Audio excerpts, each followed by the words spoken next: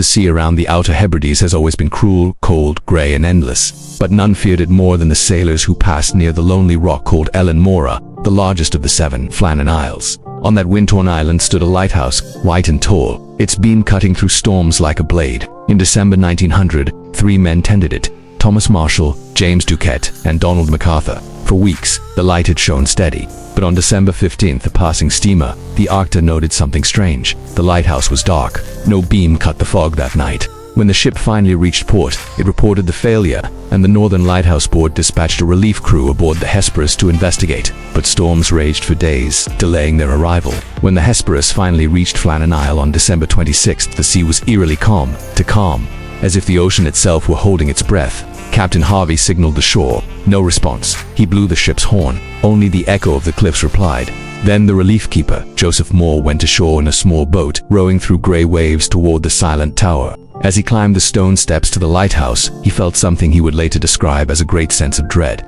The door was closed, but unlocked. Inside, everything was in perfect order. Oil lamps were filled. The clock was ticking. 1 chair was overturned. 2 sets of oilskins were missing. The third hung neatly by the door. The kitchen table was set for a meal that had never been eaten. A cold stew sat half-finished, bread on the plate, a chair pushed back in haste. In the logbook, the last entry was dated December 15th. It mentioned powerful winds, but no storms had been recorded in that region that day. The final line read simply, "The storm is over. Sea calm, God is over all," but the men were gone. No footprints, no bodies, no clue. Just silence and the endless wind that whistled through the tower. When Joseph Moore searched the keeper's quarters, the air felt wrong, heavy, like it hadn't been breathed in for days. He moved from room to room, calling out each man's name, but only the wind answered, dragging through cracks in the walls. The beds were made, blankets tight, boots aligned perfectly beneath them. It was as if the men had simply stepped out for a moment and never returned. Moore found their logbook resting on the desk beside the oil lamp. Its pages, still damp from sea air, carried the final entries in Thomas Marshall's careful handwriting. The words painted a strange picture. On December 12th, he had written of severe winds, the likes of which I have never seen in 20 years, yet ships nearby had reported calm seas that week. The next entry, on December 13th, mentioned men praying something is coming. Then came a note about James Duquette being very quiet, and Donald MacArthur, the youngest and most impulsive, weeping. This was peculiar. MacArthur was a brawler, a man known for strength, not tears. The final entry, dated December 15th, said simply, "Storm ended. Sea calm. God is over all." That line haunted Moore for the rest of his life. Outside, the relief crew searched the island. The western landing showed clear signs of chaos. A crane had been torn from its base, ropes were scattered, and a wooden box for mooring equipment had been smashed to pieces. Iron railings were twisted and bent, as if by an enormous force. But strangely, there were no footprints, no drag marks, no blood. The sea had swallowed all trace. The official report later suggested that one of the men might have gone out to secure the equipment during a storm, been swept away, and the others followed, trying to help, all drowned by a massive wave. But even that didn't explain everything. The records said the storm had already ended when the men vanished. The damage was localized, too violent for mere weather. And why would all 3 leave the lighthouse unmanned when protocol demanded one must always stay behind? Moore wrote a new entry that night. Sitting alone in the lantern room, the fog pressing against the glass. "The lamp is lit again," he wrote, "but I cannot shake the feeling that they are still here somewhere on this island." He slept poorly, waking to the sound of knocking on the door, though no one stood outside. Later, other keepers who rotated duty there reported the same thing, knocking in the night. The sense of being watched, whispers through the storm. The Flannan Isles had long been wrapped in myth. Centuries earlier, shepherds who came to graze their flocks refused to stay overnight, saying the place was holy ground, haunted by the spirits of ancient monks who once built a chapel there. Sailors called it the Other Isle, believing those who disappeared there were taken by the sea. Now, 3 keepers had joined that legend, swallowed whole by the fog. Newspapers across Britain seized on the story. Some claimed the men were abducted by foreign spies or pirates. Others said one had gone mad and murdered the rest before vanishing into the cliffs. The strangest theory came from the locals that the keepers had seen something out at sea, a glowing object that hovered over the water before rising into the sky. Several fishermen from Lewis and Oog later told investigators they too had seen a great light in the direction of Flannan on the night the men disappeared. Whatever happened, the result was the same. 3 lives erased, a mystery born. For the people of Yarmouth and the Northern Lighthouse Board, it became a haunting reminder of the loneliness that came with tending the edge of the world. But for the island itself, it was something else, as though the sea had simply reclaimed what belonged to it. The relief crew finished their inspection, raised the flag once more, and sailed away through the mist, leaving Moore alone to keep the light. As the Hesperus disappeared into the fog, he swore he could hear voices carried by the wind. The first night Joseph Moore spent alone on the Flannan Isle was one he would never forget. The lantern's beam cut through the fog in a slow, hypnotic rhythm, slicing across the empty sea. Outside, waves crashed against the cliffs, echoing through the stone like a heartbeat. Inside, every sound seemed too loud: the creak of the tower, the hiss of the lamp, the soft whistle of wind through unseen cracks. But then there were the other noises, ones that didn't belong. It started just after midnight, when the fog grew thick enough to hide the horizon. Moore heard voices faint at first, like distant shouts carried from the waves. He froze, listening. It sounded like men calling for help. The cries of sailors wrecked upon the rocks. Grabbing his coat, he rushed to the lookout, but there was nothing out there. No wreck, no ship, just black water and a blanket of white mist rolling endlessly into the dark. He returned inside, heart pounding, but the voices didn't stop. They grew clearer, closer, calling names he recognized. Thomas, James, Donald, the three missing men. Moore tried to convince himself it was the wind, just the wind. Yet when he pressed his ear to the cold glass, he swore he heard his own name whispered back. That was when the fear truly began to set in, a deep, primal terror that settled into his bones. The next morning, he found the door to the supply shed open, though he'd bolted it himself the night before. Nothing was taken, but muddy footprints trailed toward the cliffs and stopped abruptly at the edge. No human could have stood there and not fallen. Over the following days, the strange occurrences grew worse. Tools shifted places overnight. The logbook he kept began showing new entries in unfamiliar handwriting. Once, as he climbed the spiral stairs to the lantern room, he saw wet footprints leading up 3 pairs, stopping just before the final step. When he reached the top, the room was empty. Yet the lamp had already been lit.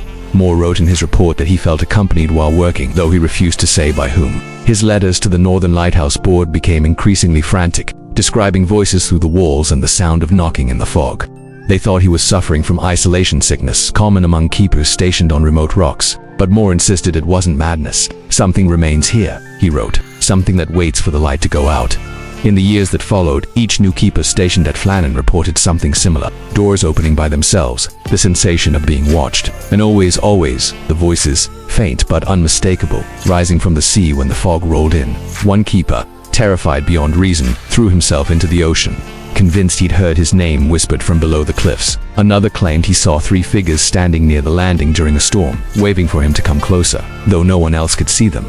The locals began to say the island was cursed, that the men had disturbed something ancient when the lighthouse was built. Old records spoke of monks who once lived on the isle, performing rituals to keep the sea spirits calm. They warned never to whistle in the wind, never to call a man's name after dark. Moore hadn't known those superstitions, but by the time he left Flannan, he believed every one of them. When the board sent a full team to investigate again, they found nothing unusual. No bones, no evidence, no answers. But in Moore's old quarters, they discovered something strange carved into the wall. 3 initials, TM, JD, and DM, followed by a single word scratched deep into the stone. Here, no one admitted to carving it.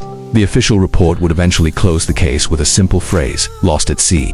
But the legend of the 3 missing keepers refused to die. Over time, sailors began claiming that during storms near the Flannan Isles, they could see the light flicker 3 times, once for each man lost. And if you listened closely enough, you might hear voices calling through the fog, warning of waves yet to come. Whether it was the ghosts of the keepers, the echo of some tragedy never understood, or something older that had claimed them, no one could say. But one thing was certain: the light on Flannan never truly went out again. Even today, ships passing that lonely tower report strange phenomena, interference on radios, whispers in the static, shadows moving against the lantern glass. Some visitors claim the air tastes metallic there, like electricity before a storm. Others feel sudden waves of nausea and dread, as if the island itself resents their presence. Those who've stayed overnight describe dreams of drowning, or standing in waist-deep water with unseen hands pulling them down. Whatever happened to Thomas Marshall, James Duquette, and Donald MacArthur remains one of the great unsolved mysteries of the sea, a story of duty, madness, and the unknown power of nature. But for those who still keep the light, the warning is clear: never underestimate the sea. It was December 15, 1900, when the Northern Lighthouse Board received its last signal from the Flannan Isles. Light operational, all well, the message read. Routine, brief, reassuring. But it would be the final calm before one of the strangest disappearances in maritime history. 3 men, Thomas Marshall, James Duquette, and Donald MacArthur, vanished into thin air, leaving behind no witnesses, no remains, and no answers. What makes the event so unnerving isn't just that they disappeared, but that everything surrounding their last days defied logic, even the weather itself. Official records from nearby stations show no storms that week, no violent gales, nothing that could have torn 3 experienced keepers from their post. Yet when the relief ship Hesperus arrived days later, the island looked as if it had been struck by something cataclysmic. The landing platform was battered, Metal rails bent like twigs, supply boxes were shattered, ropes torn, rocks blackened by salt and impact. It looked like the aftermath of a war between sea and stone. But the skies that week had been calm, eerily calm. The nearest meteorological stations on Lewis and Skye confirmed it. There was no record of any storm powerful enough to cause such destruction. It was as if the island had been attacked by something unseen. Something that came and went without leaving a trace across the open ocean. Captain Harvey, commander of the Hesperus, was the first to step ashore. He later described the silence as unnatural, the kind that presses against your chest and makes you aware of your own heartbeat. Even the gulls were gone. The front gate to the lighthouse stood open, the path leading up to the tower half buried in seaweed. When the captain reached the door, he found it locked from the inside. That was the first impossibility. The only way it could have been bolted was if someone was still within, yet the tower was empty. Inside, the clock on the wall had stopped at exactly 9:10. The kitchen table was set for a meal. Bread half-eaten, chairs pushed back as if the men had risen suddenly. One of the oilskins, a heavy raincoat essential for working outside, was missing. The other two still hung on their hooks. That detail would haunt investigators for years. Why would two men step outside into a storm, if there even was one, wearing only shirts? The logbook revealed further oddities. Entries became increasingly strange in the final days. On December 12th, Thomas Marshall wrote of severe winds, the likes of which I've never seen in 20 years.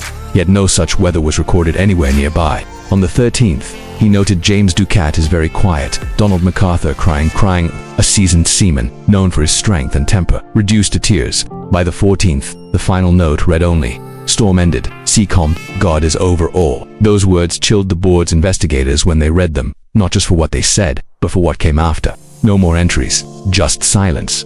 Experts would later debate the logs endlessly. Some called them misinterpretations, others signs of a shared psychological collapse, a kind of isolation madness. But the physical evidence didn't fit that explanation. Every sign on the island told a story of sudden violence, twisted metal, displaced stones, and ropes dragged halfway down the cliffside. The western landing in particular seemed to have borne the brunt of whatever had happened. A box 110 feet above sea level was splintered open, a massive iron rail torn from its socket. The force required to do that was immense, far beyond any normal wave. When reports of the Flannan storm that never was reached the mainland, rumors began to spread like wildfire. Locals whispered that the men had angered the old sea spirits, the ones the monks once prayed to centuries before. Some said the ocean had come alive that night, that something rose from beneath the waves to reclaim what was its own. Others believed the lighthouse itself was cursed, a place that had been built where no light should ever shine. A few even speculated about government experiments, testing new naval weapons in the North Atlantic, but those theories faded as quickly as they appeared.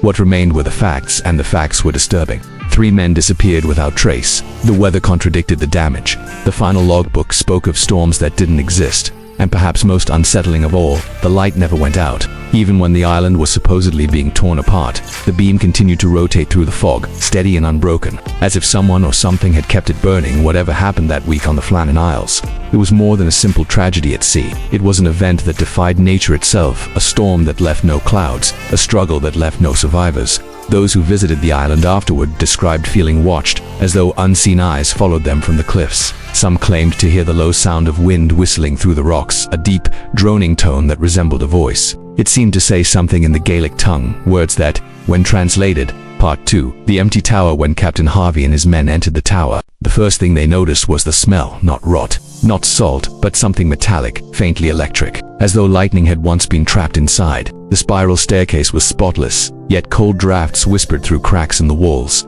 carrying the distant rhythm of the waves far below. Each step upward echoed like a hollow heartbeat. The lantern room at the top was immaculate. The great lamp was polished, the fuel full, the wick trimmed, and the mechanism still working. It was as if the keepers had prepared it carefully, then simply vanished mid-breath. Harvey's log recorded his disbelief in tidy handwriting. No sign of the men. Everything in order. Light maintained. Door barred from inside. Impossible.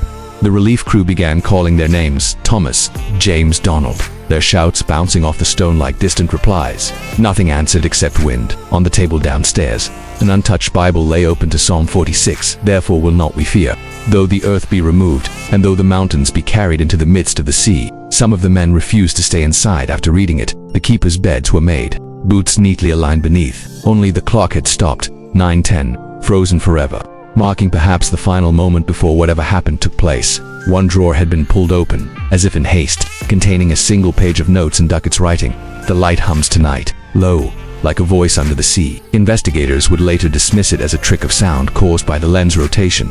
but others weren't convinced. Fishermen along the west coast had long spoken of that hum, a deep tone that could sometimes be heard when fog surrounded the cliffs. Known locally as the Song of the Drowned, outside, the sea lay motionless, an iron mirror under gray skies. The men could see no ships, no birds, no sign of life, only the waves, rising in slow rhythm as though breathing. One sailor swore he saw something just below the surface, moving against the current, long and pale, sliding between the rocks. When he blinked, it was gone. The men grew uneasy. By dusk, they refused to sleep on the island. They spent the night aboard the Hesperus, anchored offshore, watching the dark silhouette of the lighthouse through the mist. Around midnight, the light in the tower flickered, not extinguished, but pulsing, like a heartbeat beneath glass. Captain Harvey marked it in his report, though later versions of the official statement quietly omitted the line.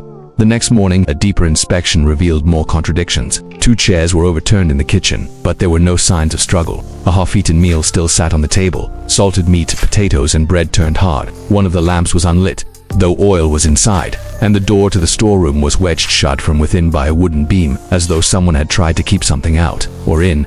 When they finally forced it open, they found nothing but rows of tins and sacks of coal, and a faint scorch mark on the wall shaped like an outstretched hand. Experts would later claim it was soot from the lamp or a trick of shadow, but to those who saw it, it looked too precise, almost human, too deliberate. The men left the island before sunset that day, uneasy and silent. When asked later why they hadn't stayed longer to search, Harvey replied, "Because the island did not want us there."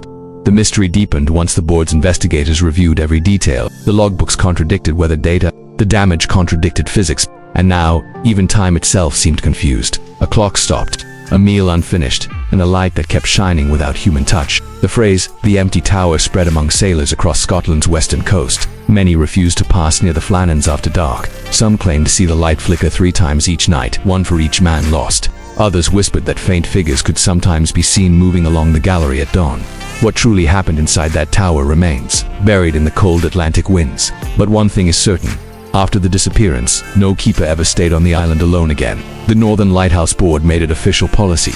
3 men at minimum, always together. Yet even then, the replacements spoke of whispers at night, footsteps echoing when no one moved, and the sound of metal striking stone somewhere far below the cliffs. The tower was empty. For weeks after the discovery, investigators pored over every record the lighthouse had sent before the men disappeared. Nothing seemed unusual: routine weather reports, light status checks, supply confirmations. But there was one transmission that went unnoticed at first. Dated December 15th, just hours after the last official message.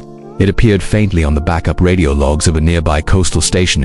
It lasted less than 10 seconds, half buried in static. A low hum, followed by a voice barely audible saying only 3 words. "It's watching us." The signal cut off mid. For years, skeptics dismissed it as interference, but to those who've studied the Flannan mystery, it became the moment everything changed. Back on the island, search teams were dispatched again. They scoured every inch of the cliffs, the caves, the narrow goat trails that wound through the fog. They found nothing: no footprints, no scraps of clothing, not even a trace of blood. It was as if the men had been lifted out of existence. Yet there were signs of something unnatural. At the western landing, the iron railings, twisted by unknown force, still shimmered faintly at night, as if charged with static. Compasses refused to settle. Their needles spun slowly, endlessly. The captain of one recovery crew reported hearing the sound of metal clanging below the cliffs, even though no one was down there. When they lowered a lantern to look, they found the rope frayed cleanly halfway down, as if cut from below. On the mainland, whispers began to spread through the fishing villages of Lewis and Harris. Sailors claimed that on calm nights they could see the lighthouse beam flicker unnaturally, pulsing 3 times before fading, just as the clock inside had stopped at 9:10. Superstition or not, many refused to speak the keepers' names aloud after dark. The sea, they said, had claimed them, but not in the way men understand. In the Gaelic tales passed down for generations, the ocean was never just water, it was alive, ancient, patient. Some said that beneath the surface, great things moved, unseen. The monks who once lived on the Flannans, centuries before, had written of voices in the wind and lights beneath the deep.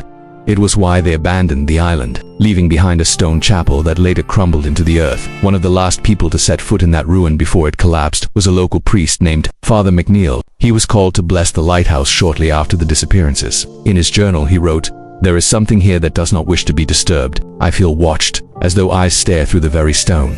He died 2 years later, and his notes were quietly stored away in the parish archives. Over time, the official version of events became fixed in the public record. The men, authorities said, were swept away by a rogue wave during maintenance on the landing. It was tragic but explainable. Yet, privately, even the investigators doubted it. The ropes and crates had been found 100 feet above the surf line. The wave that could reach that high would have needed to defy both gravity and reason. Today, over a century later, the mystery still lingers. Visitors to the Flannan Isles say they feel uneasy the moment they set foot on the rocks. Radios malfunction, GPS fails. Some swear they hear faint tapping from inside the old tower. 3 slow knocks, then silence. Others report the hum, the same deep vibration once described by the keepers themselves. Locals call it the Song of the Lost. The last signal from the island remains preserved in the archives of the Northern Lighthouse Board. When filtered and amplified, the background noise reveals something strange, a faint rhythmic pulse, repeating every 11 seconds. It's not the timing of the light, nor the sound of the sea. Some audio specialists believe it resembles a human heartbeat. Others say it's something else entirely, a pattern that matches the deep-sea seismic readings recorded near the island the very same night. To this day, that signal remains unanswered. Whatever it was that the keepers saw or felt beneath the endless gray sky of the Flannan Isles, it never truly left. It waits, humming faint. When the relief ship Hesperus arrived at the Flannan Isles on December 26, 1900, the sea was calm, the sky a dull iron gray. On board was Captain James Harvey, several crewmen, and a man named Joseph Moore, the 4th keeper who had been stationed on the mainland for rest rotation. Moore was a quiet man, known for his discipline and deep respect for the sea. But as the Hesperus approached the island that morning, he would later say, "I felt something was wrong before we even saw the light." Normally, the lighthouse keepers would come out to wave, a small tradition between isolated men and passing ships. But this time, the landing was empty. No movement, no smoke from the kitchen, no sign of life. Even stranger, the great light, visible from miles away, had gone dark. That was impossible. The lamp was designed to burn through even the worst storms. And yet, the tower stood still, its glass face cold and lifeless. Captain Harvey sounded the horn 3 times. No answer. He fired a flare. Still nothing. So Moore volunteered to go ashore alone. The small boat cut through the gray water, its oars echoing against the cliffs. As Moore climbed the narrow staircase carved into the stone, he noticed something unsettling. The island felt too quiet. No gulls, no wind, just the distant hiss of waves against rock. When he reached the lighthouse door, he found it locked. The backup key, usually hidden under a stone nearby, was gone. He forced the door open and stepped inside. The air was stale and cold, as if no one had breathed it in days. The clock on the wall had stopped at 9:10. The beds were neatly made. The oilskins hung on their hooks, except for 2. A chair lay overturned beside the kitchen table. A half-eaten meal sat untouched, a piece of meat, cold and gray. Then he found something even more disturbing. On the table was an open logbook, written in the hand of Thomas Marshall, the 2nd keeper. The last few entries chilled Moore to his core. December 12th, severe winds. Sea like a fury. Keepers uneasy. December 13th, storm still raging. James crying. Prayed for deliverance. December 14th, storm ended. Sea calm. God is over all. There was no storm recorded anywhere else that week. The mainland had clear skies. The entries made no sense. And James Duquette, the head keeper, was known for his strength, a man who had faced storms without flinching. The idea that he had been crying, impossible. Moore returned to the Hesperus pale and trembling. "They're gone," he said simply. "All gone." Captain Harvey and his men went ashore to investigate. They found no bodies, no signs of struggle. But when they examined the west landing, they noticed the ropes of the supply crane torn from the rock, twisted like paper. The iron railings bent outward. Heavy crates had been smashed and swept away. Yet higher up, 60 feet above sea level, tufts of grass stood untouched, undisturbed by any wave. It was as if nature itself had chosen what to take and what to leave behind. But search continued for days. No trace was found. The official inquiry later wrote, "It is beyond doubt that the men were swept away by a storm while securing equipment." But those who knew the lighthouse, and the men who worked it, did not believe it. They whispered that the island took them, that the light, the very beacon meant to save lives. When investigators returned to Flannan Isle days later, they brought the lighthouse logbook back to the mainland. It was damp from sea air, the ink slightly blurred, but legible enough to reveal something strange, something that didn't fit with any known weather reports, human behavior, or reason. Written by Thomas Marshall, the entries read like the descent of 3 men into something unseen. On December 12th, he noted severe winds, sea like a fury, keepers uneasy. That alone wasn't unusual. Storms were common in the Outer Hebrides. But what came next puzzled everyone. The following day, he wrote that the storm is still raging. Sea crashes with fury. James, crying, prayed for deliverance. James Ducat was the most senior keeper, the veteran among them, and for him to be described as crying during bad weather was out of character. The youngest keeper, Donald MacArthur, was known for his temper, not fear. Marshall himself was a military man, disciplined and rational, so what had shaken them so deeply that one cried and another prayed? The final entry read, "Storm ended, sea calm, God is over all." That last line, almost peaceful, came before complete silence. There were no further notes. The pen trailed off mid-stroke, as if the writer had been interrupted. But here was the most chilling detail. During those 3 days, no storms were recorded anywhere near the Flannan Isles. In fact, meteorological logs from the mainland showed mild weather.com seas and no high winds. It was as if they had experienced a storm that it existed only for them. The inquiry officers at the Northern Lighthouse Board studied the journal and called it deeply disturbing. They noted that one set of oils, heavy waterproof gear had been left behind in the quarters.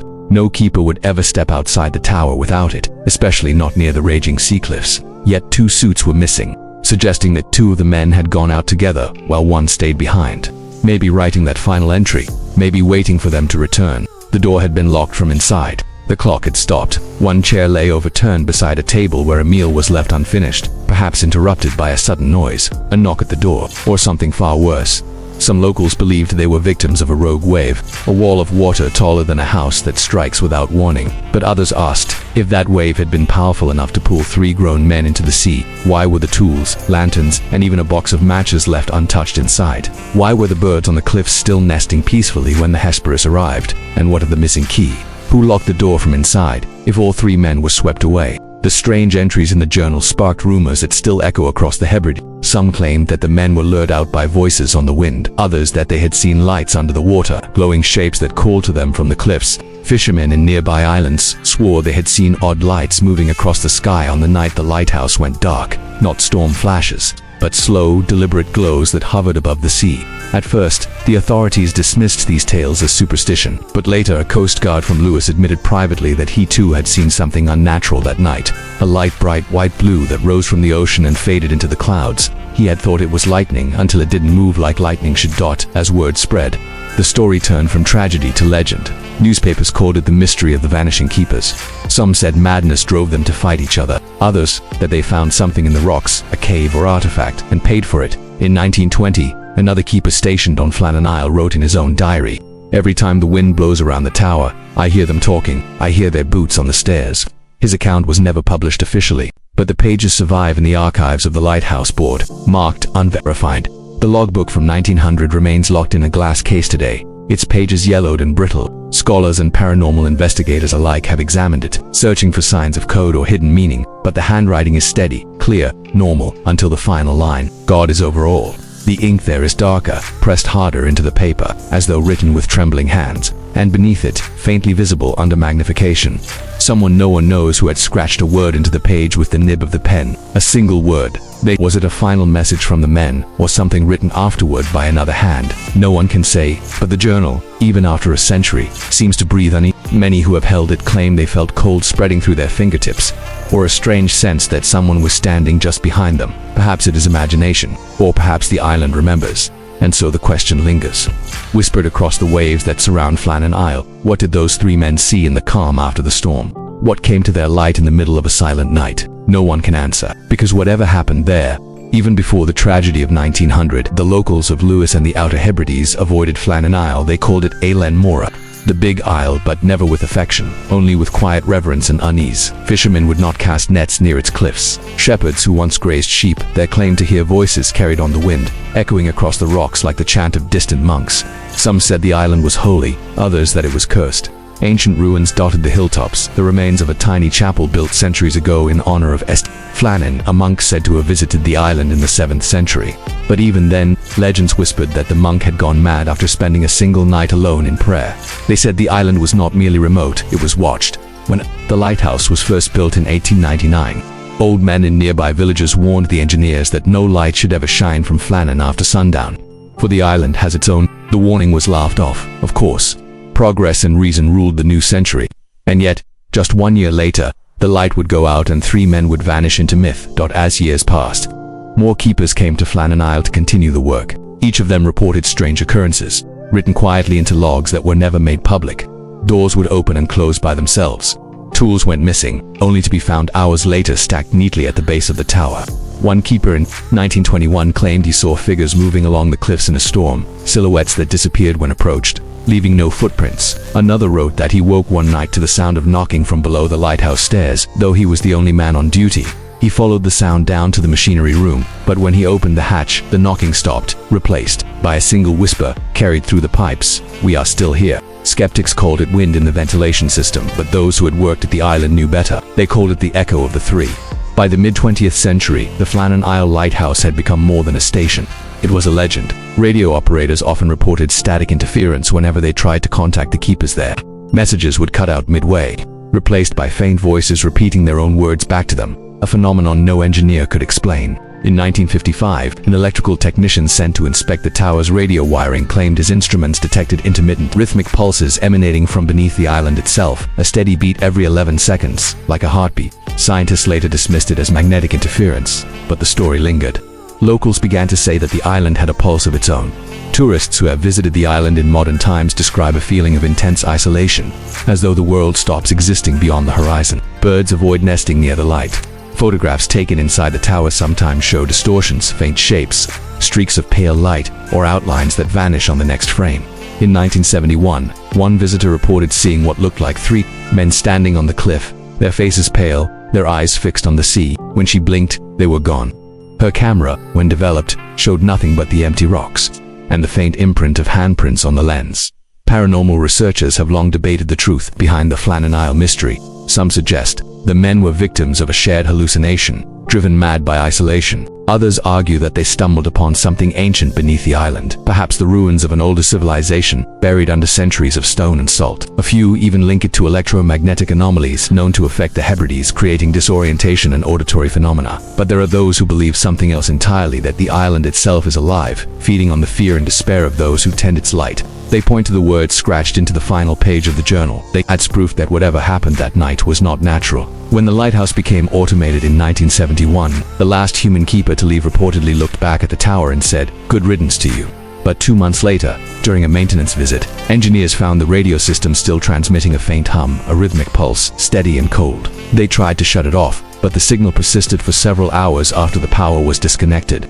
The frequency, later analyzed, matched a pattern last logged in December 1900, the same week the keepers vanished.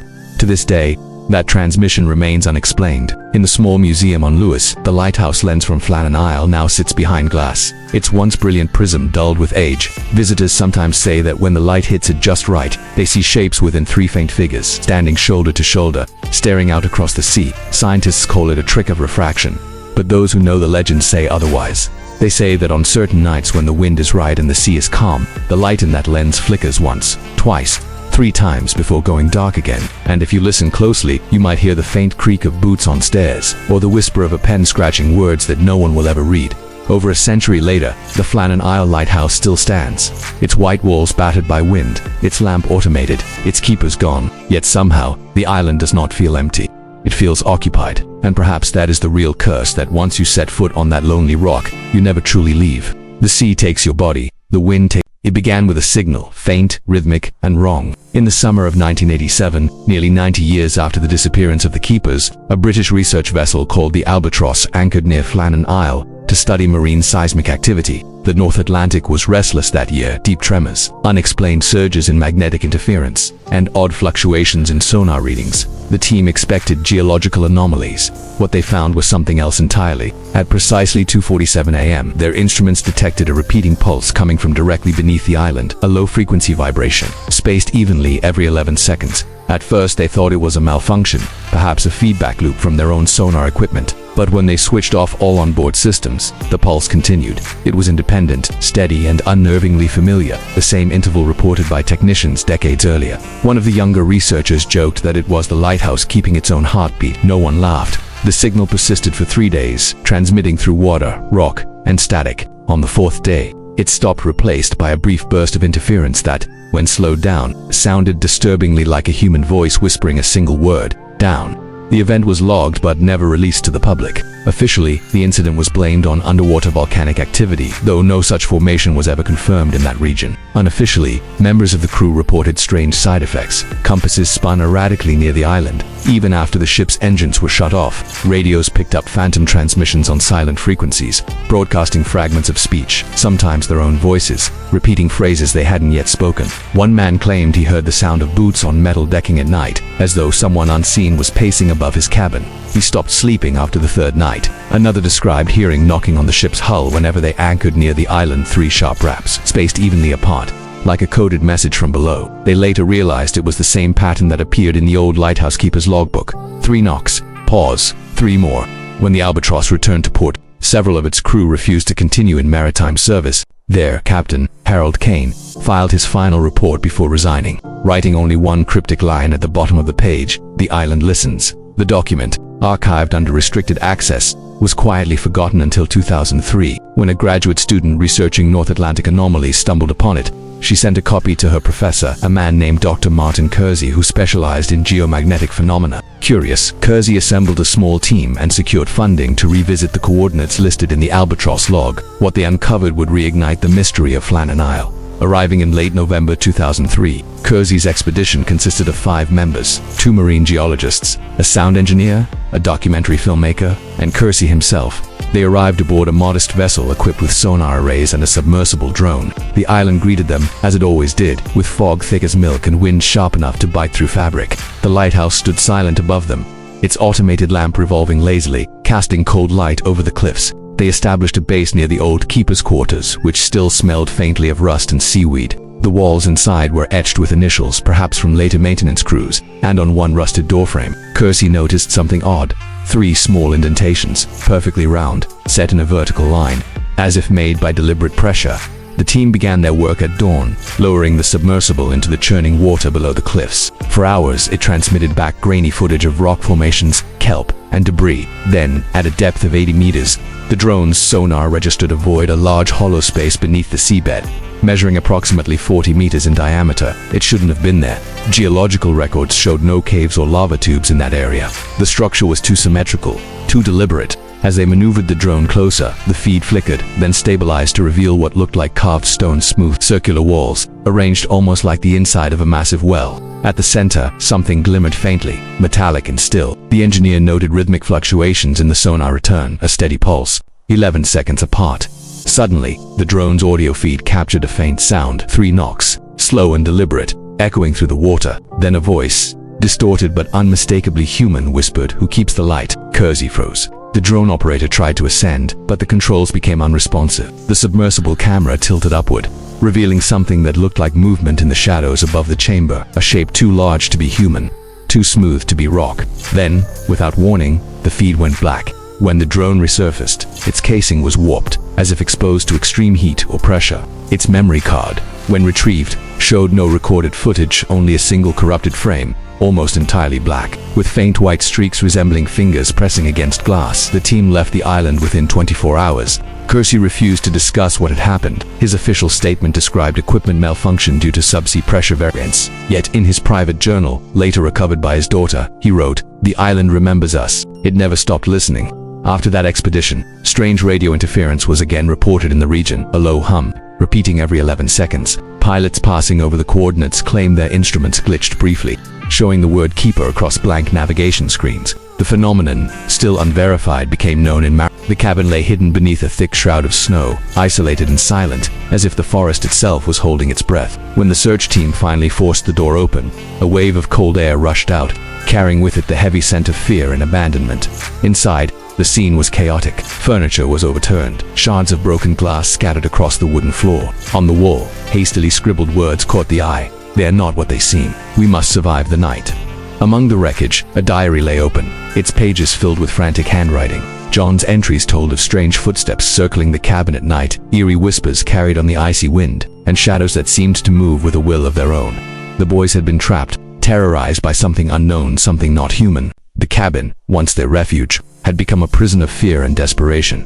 Image prompt: a small, weathered wooden cabin in the middle of a dense, snow-covered forest at twilight. The snow glows faintly under a pale, eerie blue light. Frost covers the windows, and inside, Faint shadows flicker, suggesting movement. The scene feels isolated, cold, and haunting, with broken furniture visible through the cracked door. Chapter 4, Part 3. Into the woods with the chilling secrets of the cabin uncovered. The search party turned their attention back to the dense forest beyond. The boys had vanished into those woods, an endless sea of towering pines and unforgiving snow, and time was running out.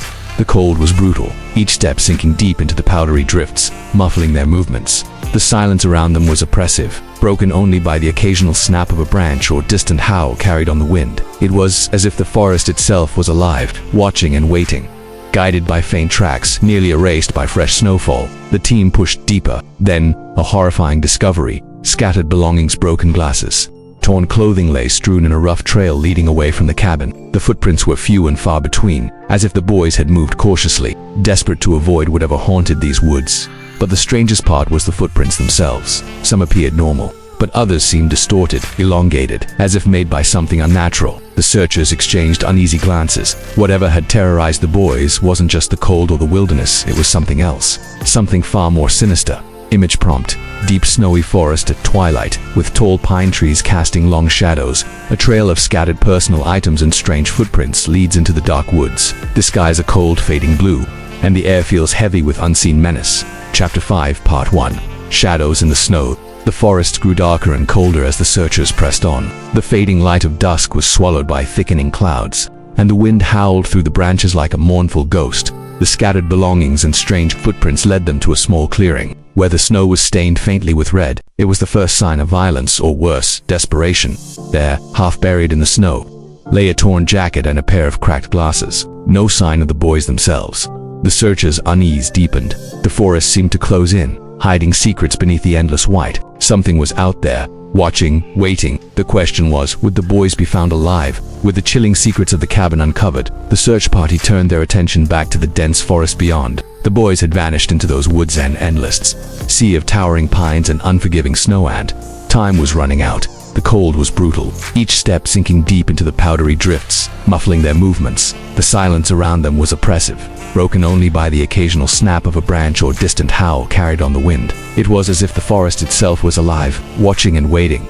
Guided by faint tracks nearly erased by fresh snowfall, the team pushed deeper. Then, a horrifying discovery: scattered belongings, broken glasses. Torn clothing lay strewn in a rough trail leading away from the cabin. The footprints were few and far between, as if the boys had moved cautiously, desperate to avoid whatever haunted these woods. But the strangest part was the footprints themselves. Some appeared normal, but others seemed distorted, elongated, as if made by something unnatural. The searchers exchanged uneasy glances. Whatever had terrorized the boys wasn't just the cold or the wilderness, it was... The forest grew darker and colder as the searchers pressed on. The fading light of dusk was swallowed by thickening clouds, and the wind howled through the branches like a mournful ghost. The scattered belongings and strange footprints led them to a small clearing, where the snow was stained faintly with red. It was the first sign of violence, or worse, desperation. There, half buried in the snow, lay a torn jacket and a pair of cracked glasses. No sign of the boys themselves.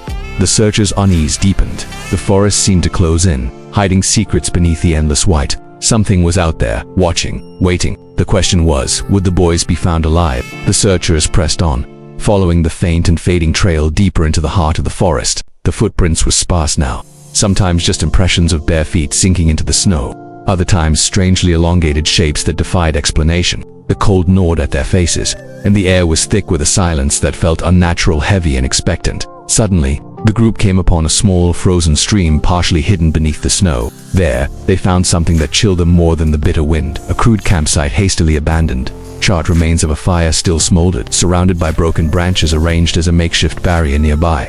A blood-stained scarf lay tangled in the snow, its vibrant red stark against the whiteness.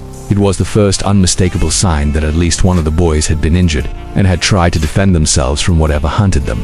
The forest was closing in around them, every shadow twisting into something menacing. The searchers knew time was slipping away if the boys were still alive. They were fighting a battle few could imagine, against an... The forest seemed to close around the searchers like a living entity, swallowing their shouts and footsteps. The chilling truth settled in their bones: the boys were no longer running. They had faced the darkness and lost Dot as twilight faded into night. The team discovered the final haunting sight: the body scattered and frozen in poses of fear and desperation. They lay half-buried beneath the snow. Their faces were pale masks of terror, eyes staring blankly into the indifferent sky. No explanation came from the frozen wilderness, no clues to what unnatural force had driven the boys into the forest and left them to perish. The blood-stained scarf, the strange footprints, the desperate writings in the cabin, all pointed to something beyond the ordinary. The forest kept its secrets, wrapped in the cold silence of the snow as the searchers gathered the remains. One thing was certain: the tragedy of the boys from Yuba City would haunt the wilderness forever.